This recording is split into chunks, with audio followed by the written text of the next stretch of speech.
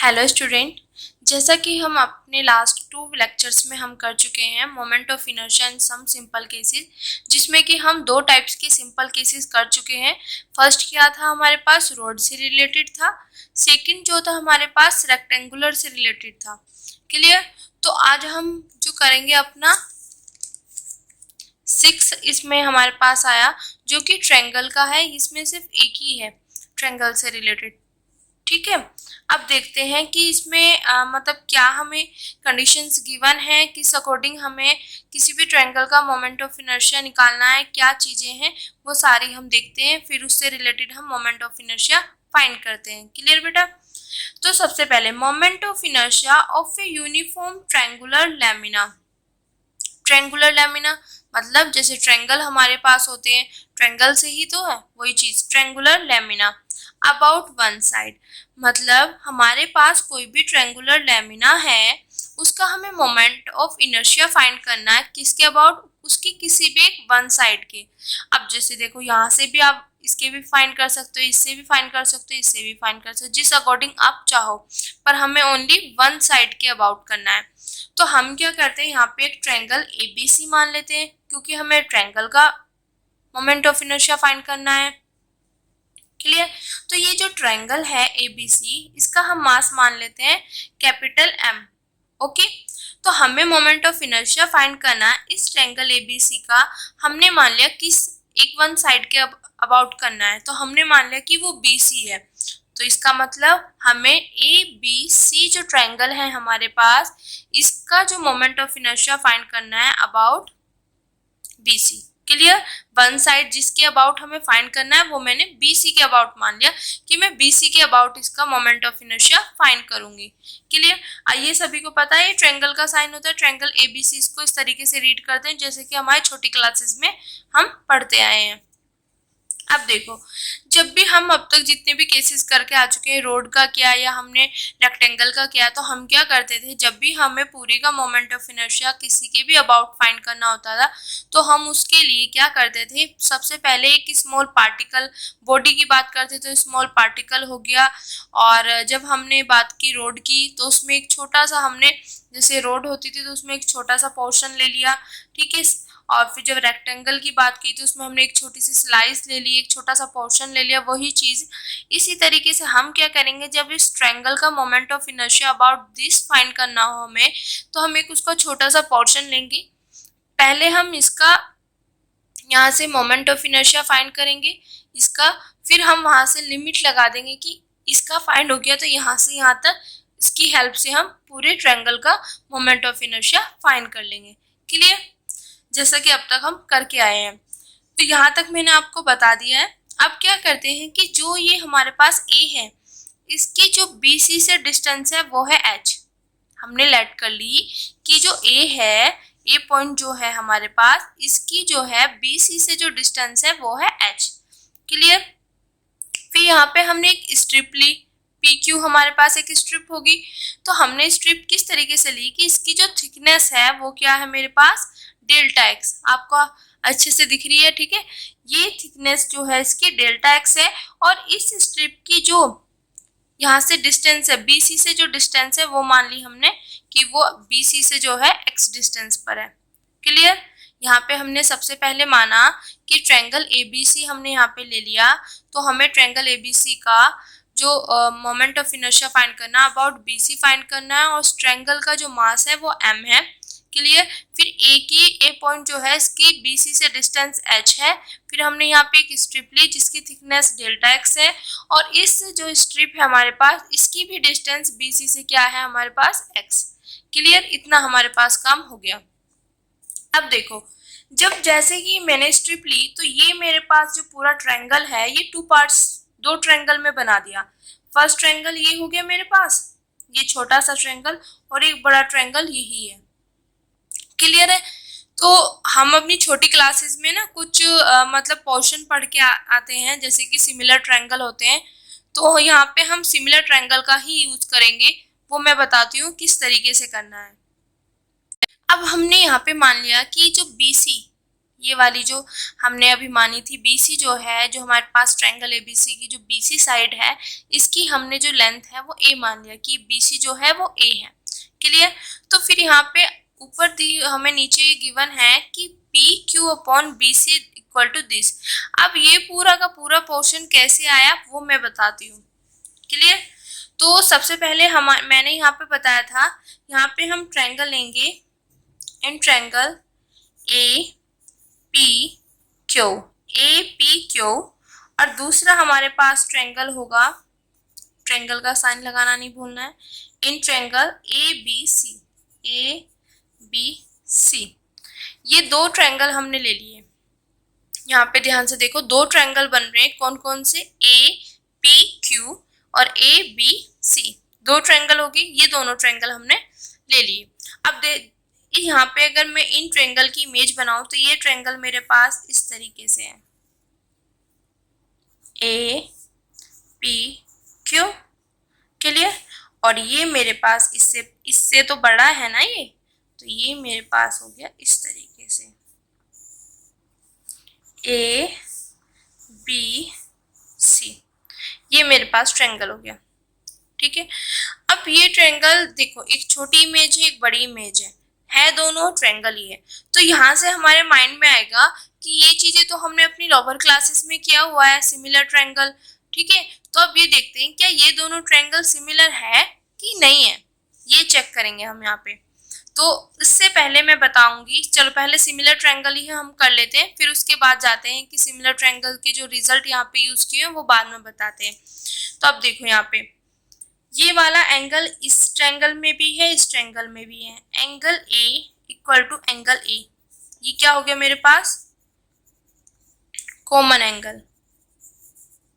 ये एंगल का साइन होता है, ठीक है, कॉमन एंगल दोनों में। अब देखो इसके बाद इस वाले डायग्राम से आप देखना, ये दोनों मेरे पास PQ और BC दोनों पैरेलल लाइंस हैं। लाइक यहाँ पे ये PQ, this BC parallel lines है। और ये वाली जो, अगर मैं AB की बात करूं इस तरीके से, ये ट्रांसवर्सल होगी, जैसे कि हम छोटी क्लासेस में करके आते हैं। क्लियर। आप देखो यहाँ पे this angle and this angle जो ये मेरे पास बन रहा है, ये वाला एंगल और ये वाला एंगल, ये मेरे पास कॉरस्पॉन्डिंग एंगल्स हुए। This angle and this angle, ये कॉरस्पॉन्डिंग एंगल्स हुए। और हमें पता है कि जब हमारे पास दो पैरेलल लाइंस हो और एक उसे कोई लाइन क्रॉस कर रही हो, तो जो हमारे पास कॉरस्पॉन्डिंग एंगल्स होते हैं वो भी क्या होते हैं, इक्वल होते हैं। तो यहाँ से एंगल APQ इक्वल टू होगा angle ABC। Clear. APQ angle equal होगा ABC, ये वाला एंगल इस एंगल के इक्वल होगा। क्यों, क्योंकि ये कॉरस्पॉन्डिंग एंगल्स है। PQ और BC हमारे पास दो पैरेलल लाइंस हैं, और ये वाली लाइंस इसको अगर क्रॉस कर रही है, मतलब ट्रांसवर्सल लाइन का वर्क कर रही है, तो ये हमारे पास कॉरस्पॉन्डिंग एंगल्स बनते हैं। और ये चीज हमें पता है, ये हमारे पास एग्जाम्स होती हैं कि ये कॉरस्पॉन्डिंग एंगल्स क्या हो जाएंगे, इक्वल हो जाएंगे। क्लियर। तो ये चीज आ गया। सिमिलर मेरे पास ये पैरेलल लाइन है, अगर ये इसको क्रॉस करी तो ये भी तो कॉरस्पॉन्डिंग एंगल्स हुए दोनों। तो यहाँ से हम लिख सकते हैं एंगल AQP इक्वल टू होगा एंगल ACB। क्यों, यहाँ पे आप लिख सकते हो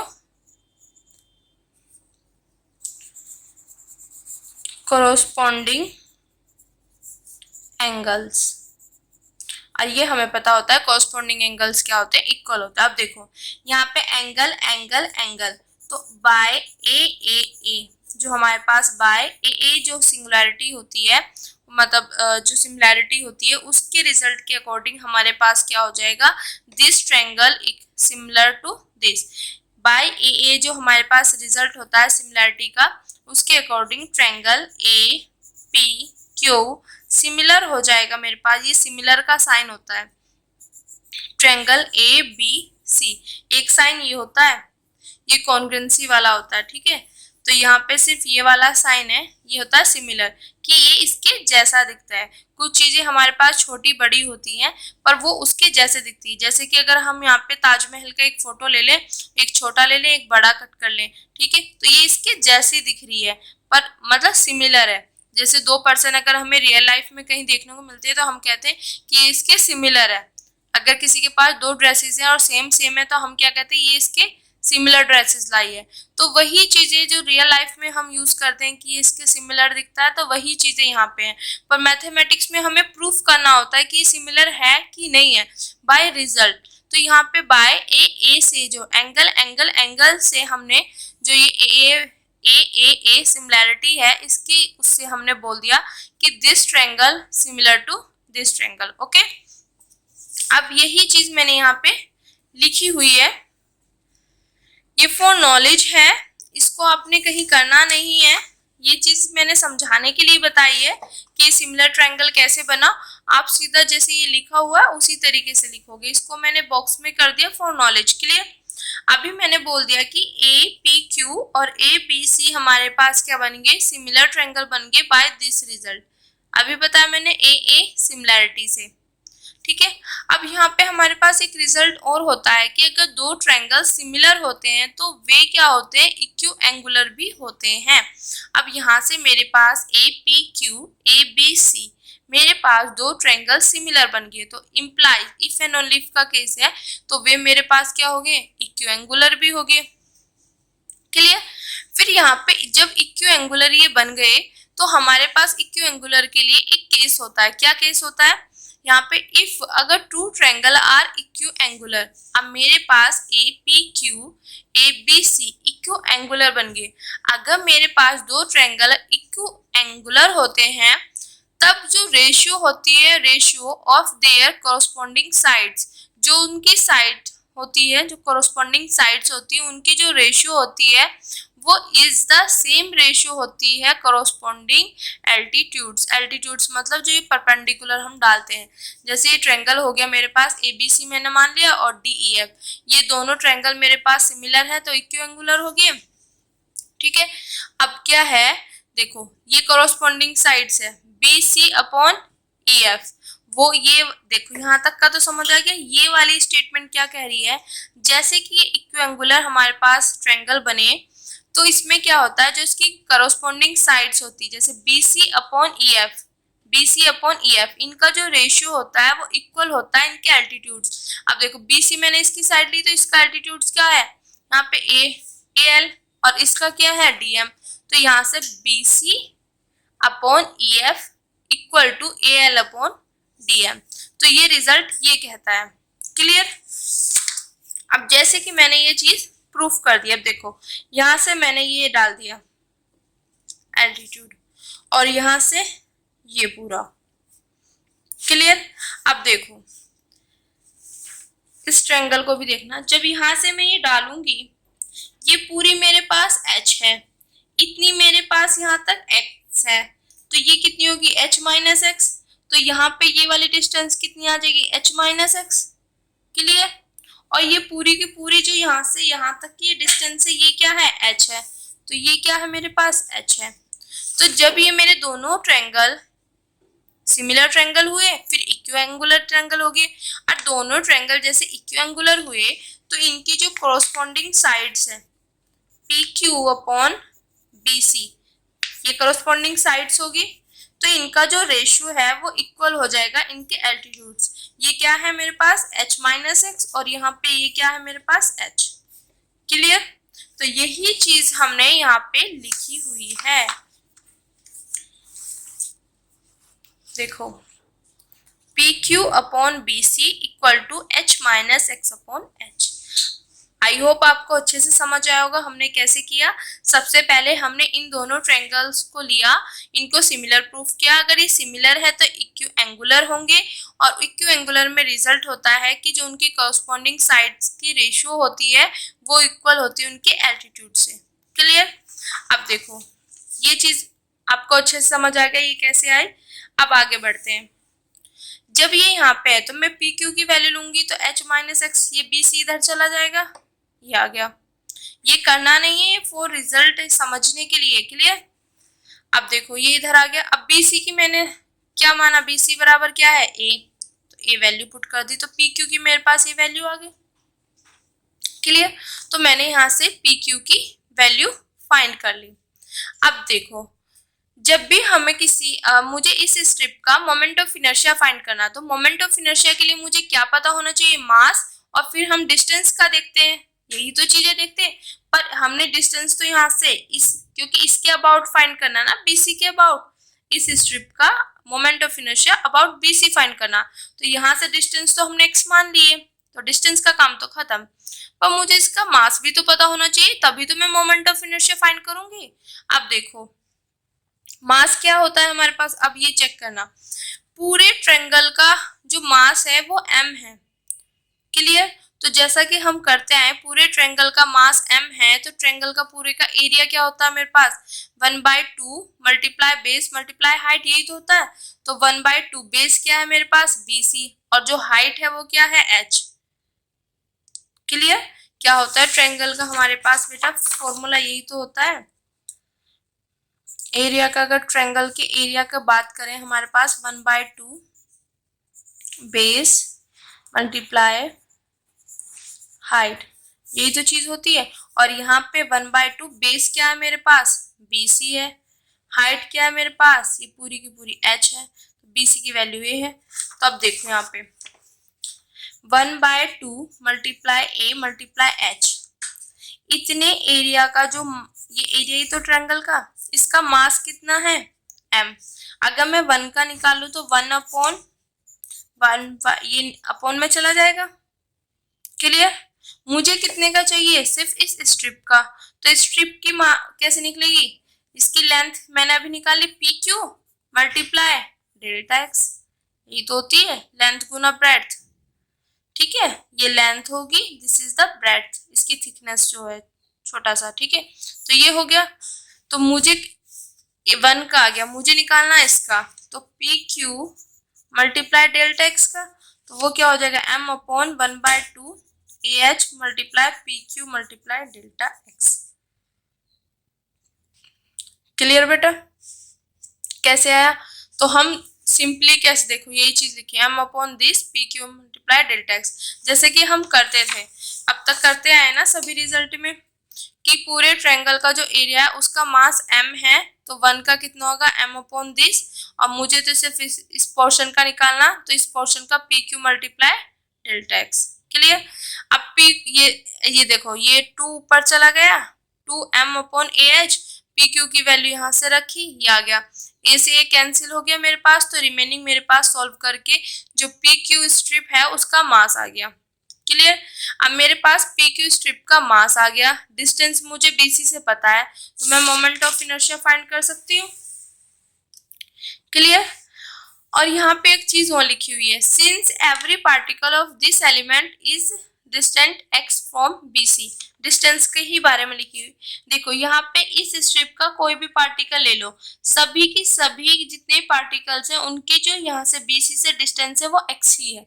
यहाँ पे देख लो सबके जितने पार्टिकल, सबकी डिस्टेंस x है। क्लियर।